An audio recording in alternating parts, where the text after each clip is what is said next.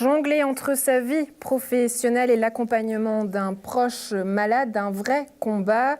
Dans le cadre de la semaine des proches aidants, nous avons décidé de porter notre focus sur les enfants malades. Flavia Cataneo-Perronnet, merci d'être avec nous. Vous êtes accompagnante au sein de l'ARFEC, l'association romande des enfants atteints d'un cancer. On va en parler d'ici quelques minutes, mais je vous propose avant ça de découvrir le témoignage touchant d'une maman. Regardez.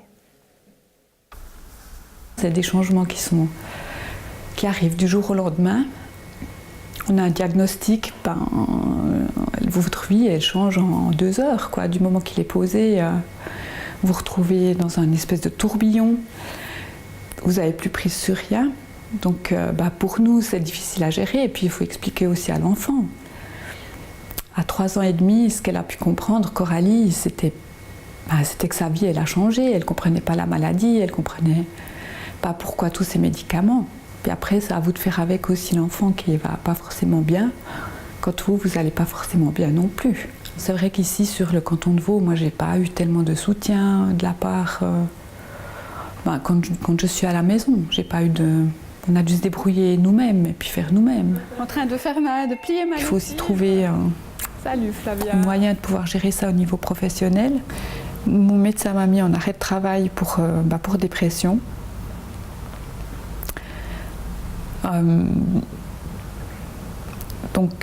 Et puis après, j'ai repris un petit peu à 10%, 20%, 30%.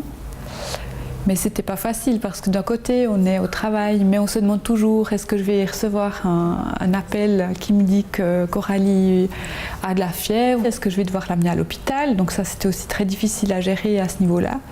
Et puis il y a aussi l'assurance perte de gain qui entre en ligne de compte, qui compense le salaire, mais qui demande aussi des comptes et qui ne sont pas forcément très bienveillants ou qui peuvent être plus ou moins bienveillants par rapport à des situations comme ça. Donc là aussi, c'est un peu un combat. Moi, je pense que c'est pas normal. On est quand même en Suisse. C'est pas normal de laisser des parents dans ces situations-là qui doivent gérer ça tout seuls, quoi. Je me serais passée d'avoir un inspecteur de l'assurance perte de gain qui vient à la maison me poser des questions. Ou je me serais passée d'avoir les caisses maladie qui disent voilà, pour tel médicament on ne va pas prendre en charge parce que ça ne fait pas partie de la LAMAL et puis qu'il faille demander au médecin de justifier 1 fois, 2 fois. Ça, je me serais passée de ça aussi, oui. Je pense que les parents, ils ont leur rôle à jouer. On ne peut pas ne pas s'occuper de son enfant, ne serait-ce que parce qu'on doit s'occuper de son enfant. Mais c'est vrai qu'il y a des situations auxquelles on est confronté où ça va peut-être au-delà de ce qu'on devrait prendre en charge en tant que parent. Puis en même temps, est-ce qu'on peut pas la laisser tomber non plus? Est-ce qu'on a l'impression de se laisser tomber soi-même quelque part parce qu'il faut être là pour son enfant au détriment de sa vie, de couple professionnel? Ça c'est sûr. Mais de nouveau, on n'a pas le choix. Qui est d'accord de garder un gamin avec une pathologie grave, des médicaments qui sont toxiques, qui sont vraiment toxiques? Moi, j'ai trouvé personne qui était d'accord de garder ma fille à ma place. J'imagine que pour vous, c'est une victoire de voir votre fille qui revient de l'école. Le premier jour, elle est partie, elle a recommencé l'école, oui, c'était très émouvant de la voir avec son petit cartable sur le dos, toute fiérotte. En plus, elle a voulu aller toute seule, comme une grande, donc oui, c'était une sacrée victoire. Après une année à la maison, tu viens? On a retrouvé une certaine vie, une certaine normalité quand même, parce que Coralie retourne à l'école, elle est gardée au parascolaire. Moi, j'ai pu retourner à ma place de travail, donc ça marche. On a quand même toujours des contrôles à l'hôpital, maintenant c'est 1 fois par mois. Mais ces rendez-vous, c'est pas forcément des rendez-vous où on peut choisir le moment qui nous convient. Des fois, c'est comme ça, il faut aller tel jour à l'hôpital. Aujourd'hui, j'ai pris sur mes heures supplémentaires, mais c'est vrai que comme on doit retourner le 5 décembre, je pense que je vais demander à mon chef si je peux prendre ça comme congé pour enfants malades. Il me dit oui, il me dit non, je sais pas, on verra. Flavia, on vient d'entendre ce témoignage. Le droit du travail donne 3 jours de congé pour ces enfants, pour s'occuper de ces enfants. Qu'est-ce que vous en pensez? Alors, quand on vous annonce que votre enfant a un cancer, 3 jours ne suffisent clairement pas. Pour l'instant, la société, le monde du travail ne permet pas plus. Que faire pour ça? La plupart des parents prennent des congés maladie, longue durée.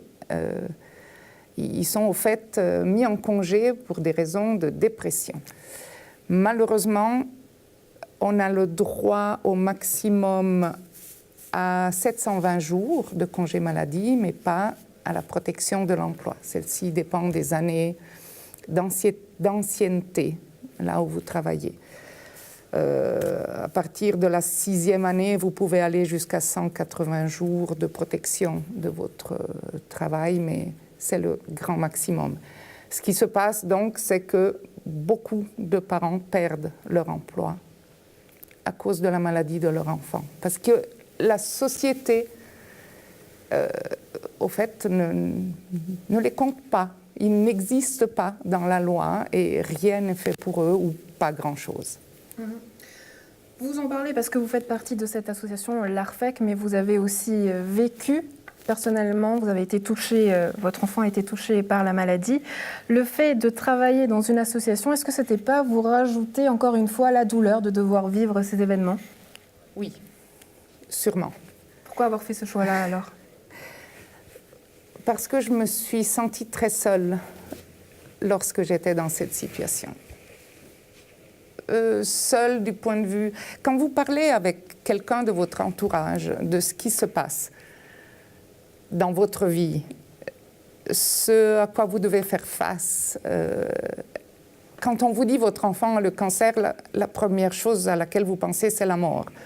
Quand vous êtes à l'hôpital, vous avez sans arrêt des actes médicaux qui sont parfois importants, difficiles, douloureux. Votre vie est complètement chamboulée. Vous avez l'impression que vous vivez à l'hôpital, vous ne pouvez plus rien organiser, il n'y a plus de programme. Les enfants, la plupart du temps, n'ont pas assez de défense immunitaire pour pouvoir vivre une vie sociale avec des autres. Justement, aujourd'hui, concrètement, qu'est-ce qui manque à ces familles pour pouvoir vivre mieux, si l'on peut dire? Qu'est-ce qui manque? Du point de vue politico-social, il manque une aide financière.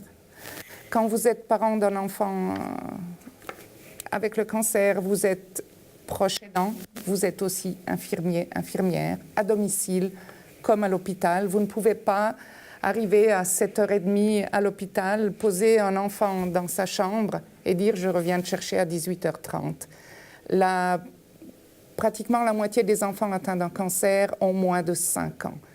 Donc vous faites un travail d'infirmière ou d'aide toute la journée. Vous ne pouvez plus aller travailler parce qu'il faut rester ou à l'hôpital ou à la maison. Et ce n'est pas reconnu, ni socialement, ni politiquement. Ce n'est pas reconnu. En fait, on rend service à la société, mais on n'a rien en échange. Mm-hmm. Vous, comment est-ce que vous intervenez auprès des familles avec l'association? Avec l'association, j'essaye de rencontrer les familles dès leur inscription,